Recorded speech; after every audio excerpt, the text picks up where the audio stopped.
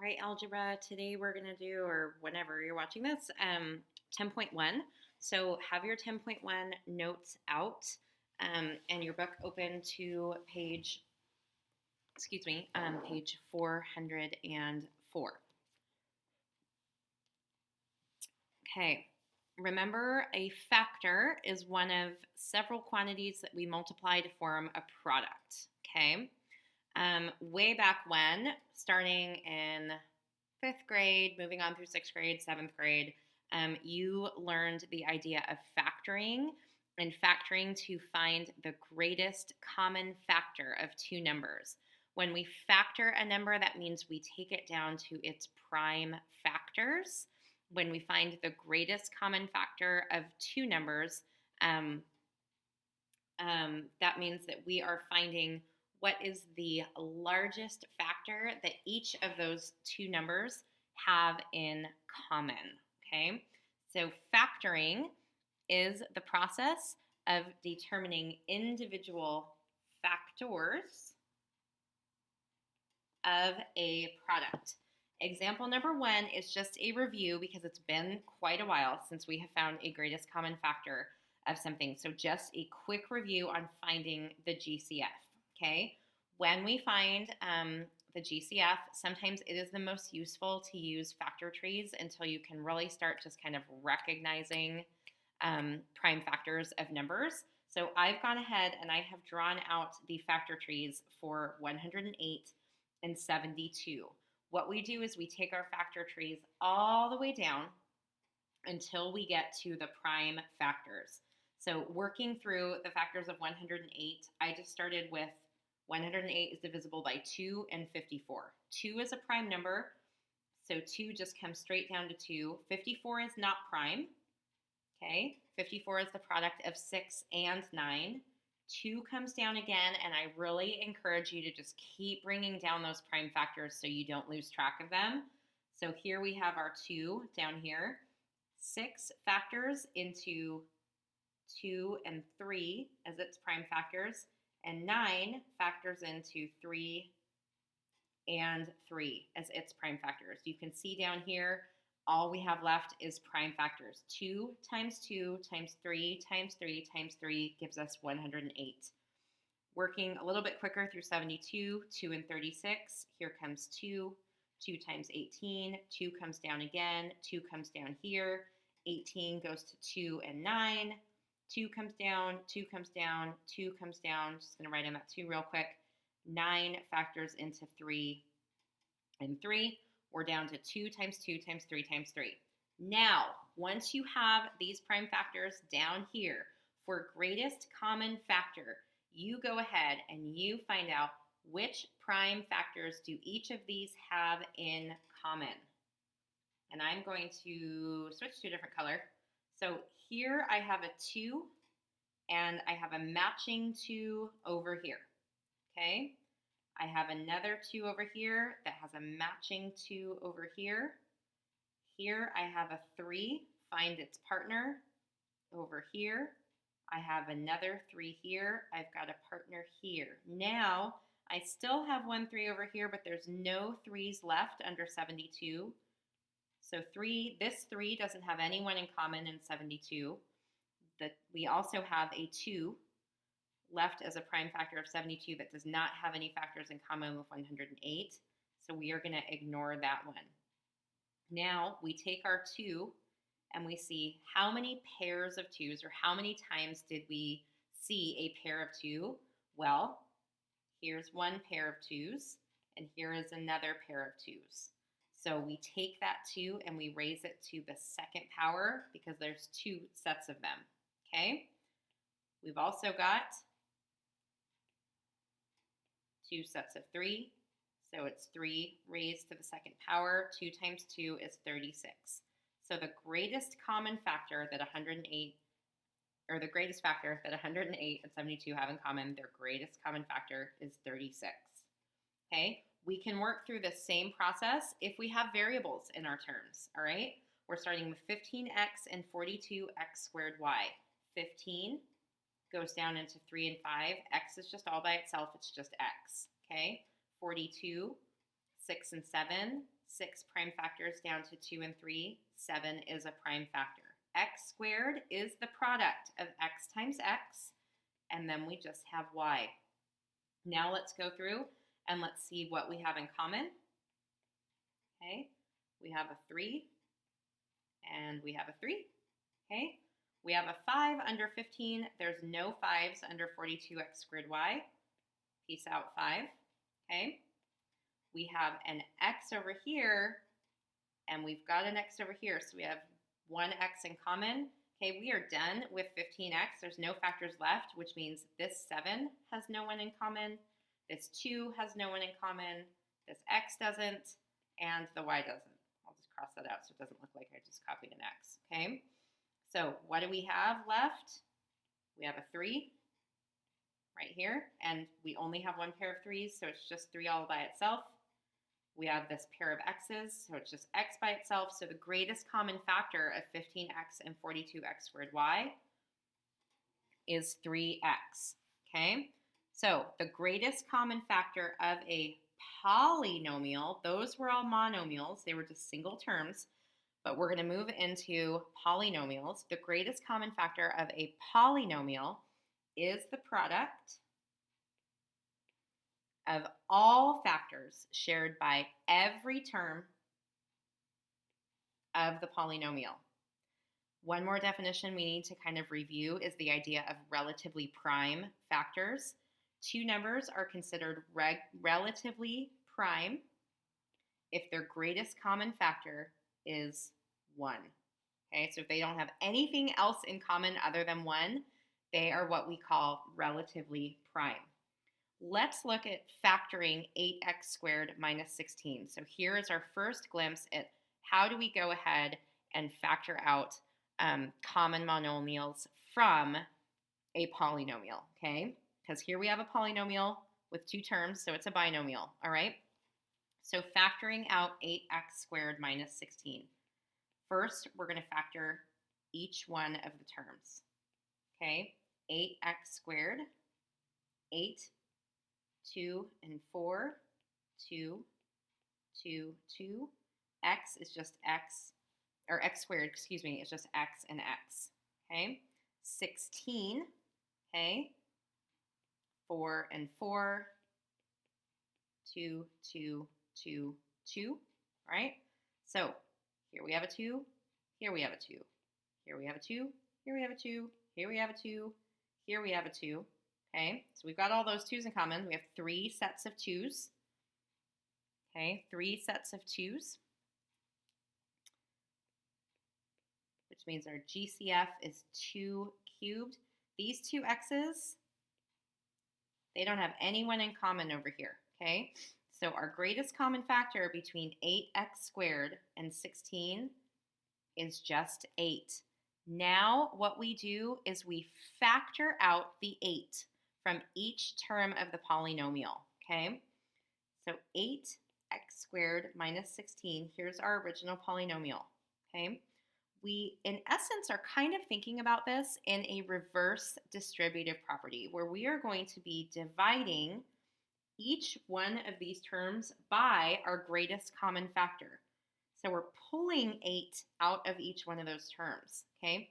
So we have 8 times x squared minus, what is 16 divided by 8? 8 times 2, okay? Now you see how we pulled this 8 out? That is our common monomial here. This can be simplified into 8 times what we have remaining, x squared minus 2. This is factoring out 8x squared minus 16. Here's our rules for factoring common monomials from a polynomial. Number 1, find the GCF of all the terms in the polynomial. Divide out the GCF from each term, applying the distributive property in reverse. So it's kind of backwards. Write the factorization as the GCF times the sum of the quotients. And you can always check your solution by multiplying the 2 factors and make sure you get back to your original polynomial. All right, let's look at example number 3, which is factor 42a cubed plus 14a. Let's do some factor trees. 42 and a. Obviously, this a cubed is just going to be a times a times a. 42, 6 and 7, 7, 2 and 3. Okay, here we have factored out 42a cubed. 14a, 2 times 7 is 14, and a. What do we have in common? We have a 2, we have a 7, lonely 3 has no one in common. We have one a in common. These a's don't have anyone. So our GCF, we only have one set of 2s, so it's just 2. One set of 7s, so it's just 7, and one a. Our greatest common factor of 42a cubed and 14a is 14a. All right, now we're going to factor out 14a from each of the terms in our original binomial. Okay, so 14a, you know what? Sorry, let me rewrite that. Let me write the original one first. 42a cubed plus 14a is equal to, now we're going to pull out, okay, that 14a. So divide each one of those terms by 14a. What is 42a cubed divided by 14? First, you have to do 42 divided by 14 is 3. A cubed divided by a is a to the 3 minus 1, so a squared. So 14a times 3a squared is factoring out the 14a from the first term. Then factor out 14a from the second term. Well, 14a is the second term. It's just multiplying 14a times 1, right? So we are left here with 14a, the GCF, times the sum of the quotients. There's our quotients, 3a squared plus 1. Okay, we are done factoring the common monomial from our binomial. We could check that really easily. Let me just change colors. By applying the distributive property. 14a times 3a squared, 14 times 3 is 42. A times a squared is a cubed. 14a times 1 is 14a. We got right back to our original, so we know we did it correctly. Example number 4. Factor 36x squared y plus 9x cubed minus 27xy. We have a trinomial. We're going to walk through the exact same process that we just did. Find the GCF of all 3 of these terms, okay? 36x squared y, 9xy cubed, and 27xy. 36, 6 and 6, 2, 3, 2, 3. X squared is just x and x. Here's y. 9, 3 and 3, x. Y cubed is 3y's. 27, 3, 9, 3, 3, 3, x, y. Okay, we have a 2, we have 2 2's in 36, but we don't have any 2's in 9 and 27. Those guys have no one in common. We've got a 3 here, a 3 here, and a 3 here. We have a 3 here, a 3 here, and a 3 here. No more numbers left in our 36x squared term to pair up with anyone else. Okay, none left in 9, which means this 3 is gone. Okay, now we have an x here. We've got that x in common. Okay, no other x's left, so that x is done. We have one y here, y, y. These two y's have no common factors in the other 2 terms.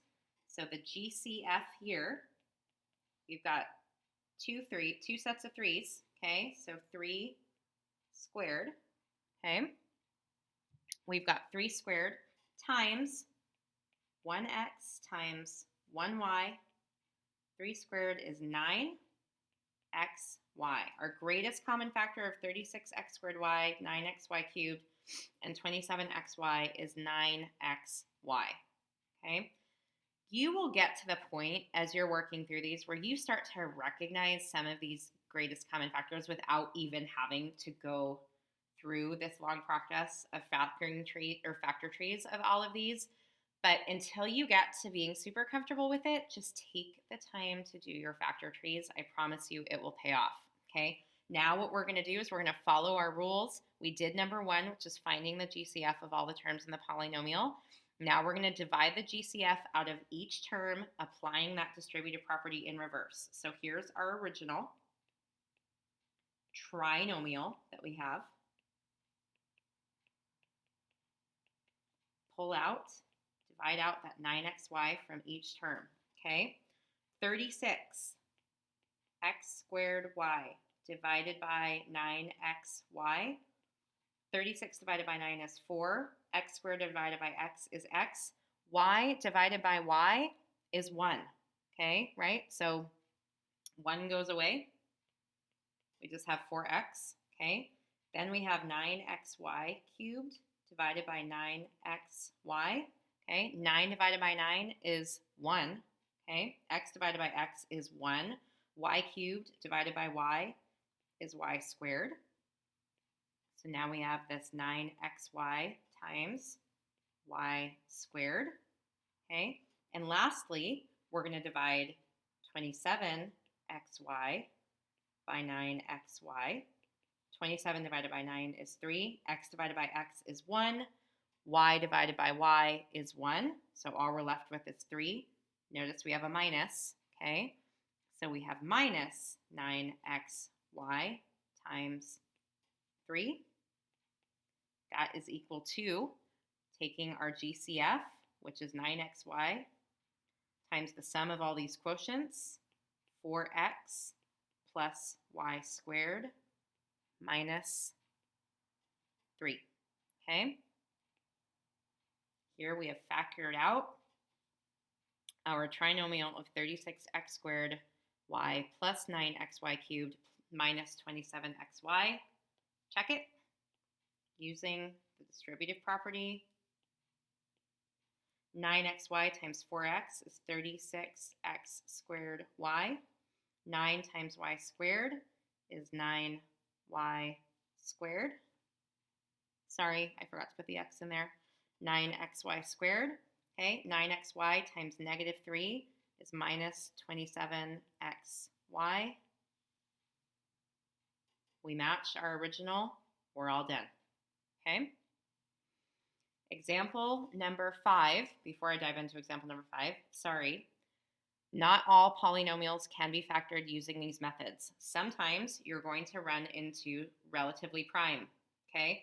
If there is no common factor, or if no common factor other than 1 is found, the polynomial itself is considered prime. So example number 5 says factor 51x cubed plus 26y. 51x cubed, 26y.